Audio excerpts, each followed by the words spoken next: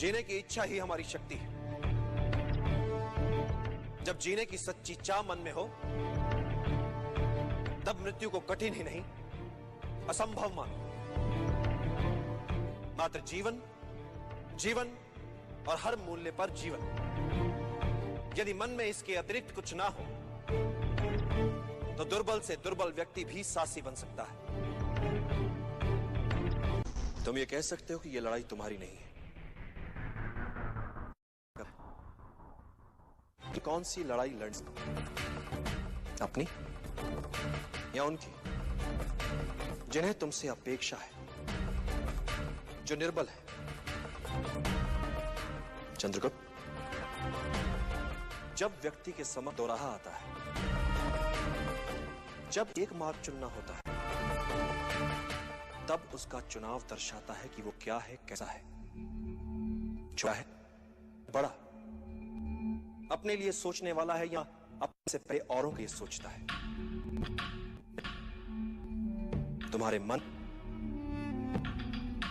और तुम्हारी आत्मा के चुनाव का है। निर्णय कर कि तुम अपनी मन की सुनोगे या अपनी अंतरात्मा। वैसे भी चंद्रगुप्त, जीवन में जब भी कोई निर्णय एक बार कर लो, तो पलट कर मत देखो, क्योंकि पलट पलट कर पीछे देखने वाले इतिहास नहीं बनाते। इन सभी गांव वालों के प्राण जा सकते थे। असफलता से सीखना आवश्यक होता है चंद्रगुप्त।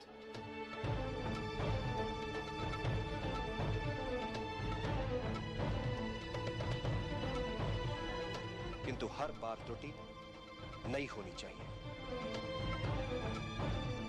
यदि तुम त्रुटि दोहरा रहे हो, तो समझ लो कि कोई चूक अवश्य हो रही है। असफलताओं जीवन में बड़ा महत्व होता है। ये तुम्हें विनम्र बनाती है, शत्रु तक का आदर सिखाती है। बस असफलताओं से सीखने की चाह होनी चाहिए। इस असफलता को भी सीखने का एक और अवसर मानो। इस असफलता से मुझे क्या सीखना चाहिए आचार्य? जब भी कोई योजना बनाओ और यदि वो सफल हो जाए, तो क्या उससे बाहर कैसे निकलोगे? इस पक्ष को सदैव याद रखो। नेतृत्व क्या होता है? शत्रु या विपरीत परिस्थितियों के प्रति मन में उनका सम्मान होना। एक अच्छा राजा वो नहीं जो आक्रमण करना जानता है।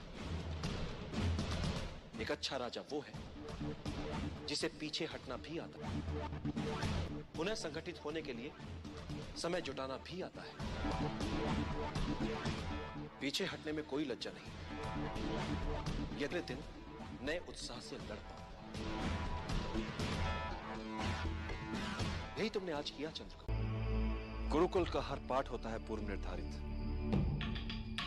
हर प्रश्न भी, हर प्रश्न का सही उत्तर भी पढ़ाने से पूर्व जानता है गुरु कि उसे क्या पढ़ाना है। और विद्यार्थी के पास हर समय उपलब्ध होते हैं ग्रंथ, किंतु जीवन में कुछ भी पूर्व निर्धारित नहीं होता। न प्रश्न, न उत्तर, न सहायता के लिए गुरु, न ग्रंथ। जीवन में हर प्रश्न के एक से अधिक संभावित उत्तर। उचित उत्तर चुनना है बिना किसी सहायता के।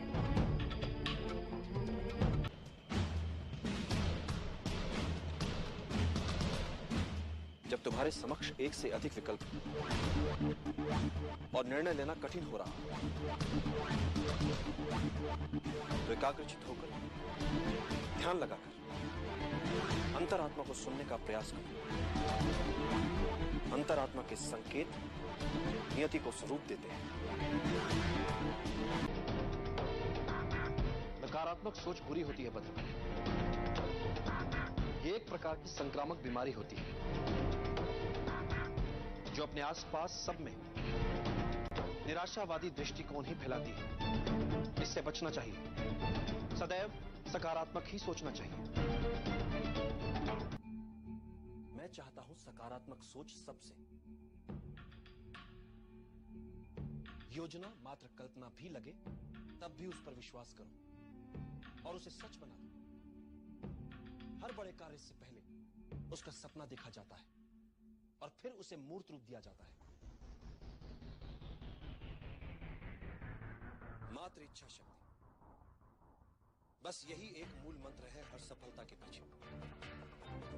इच्छा करो, दृढ़ता से चाहो और फिर उसके लिए मर मिटो। विजय सदा तुम्हारा वरण करेगी।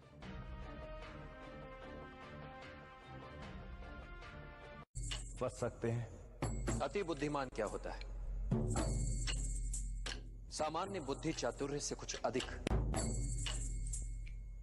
संकट में बुद्धिमान नहीं, वो बचेगा जिसमें अनुकूलन की क्षमता अधिक हो, जिसने स्वयं को परिस्थितियों के अनुरूप ढाल लिया हो, वही संकट से बच पाएगा। और यही सार्वभौमिक नियम है।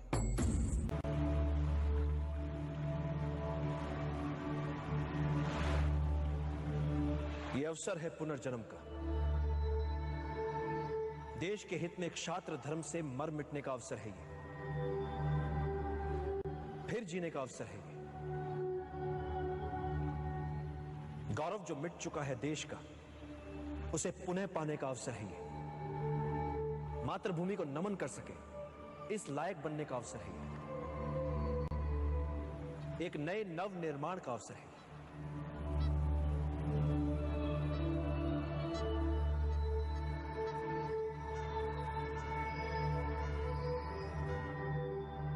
निर्णय आपको लेना है।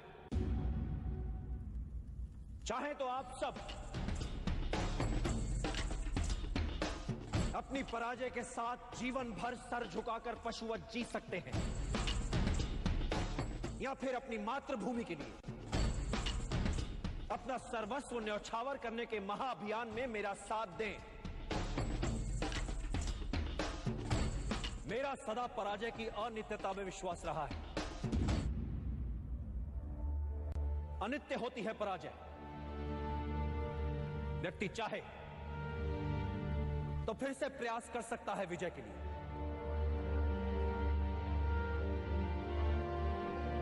जब वो मन से पराजय को स्वीकार करता है तब वो होता है पराजित। कई बार मन से पराजय को स्वीकार करने वालों को, हार से हताश होने वालों को इस बात का पता ही नहीं होता कि जब उन्होंने साहस छोड़ा तब वो विजय के कितने निकट थे। हर पराजय विजय यात्रा के मार्ग में आने वाली एक अनुभव मात्र होती है। ऐसा अनुभव जो हमें कुछ और सिखाता है, हमारी कमियां हमें बताता है, हमें विजय के और निकट ले जाता है। इसलिए यवनों से मिली पराजय को भुला दीजिए। आइए मिलकर एक बार फिर हम सब एक और प्रयास करते हैं। मिलकर किया हुआ प्रयास कभी व्यर्थ नहीं जाता। मिलकर आज हम अपने देश का एक नया इतिहास रच सकते हैं, एक नया समाज गढ़ सकते हैं, नियति के लिखे तक को बदल सकते हैं। आज हमारे समक्ष जो अवसर है, ऐसा अवसर भाग्यशालियों को ही मिलता है। अपनी मातृभूमि को विदेशी आक्रमणकारियों से मुक्त करवाने का अवसर, अपने ऋण से उऋण होने का अवसर, अपने राष्ट्र के नवनिर्माण का अवसर, अपने गौरव को पुनः प्राप्त करने का अवसर, अपनी मातृभूमि के लिए मर मिट जाने का अवसर। तो आइए अपनी मां की लाज बचाएं, मिलकर इन विदेशियों को मार भगाएं। निर्णय आपको लेना है।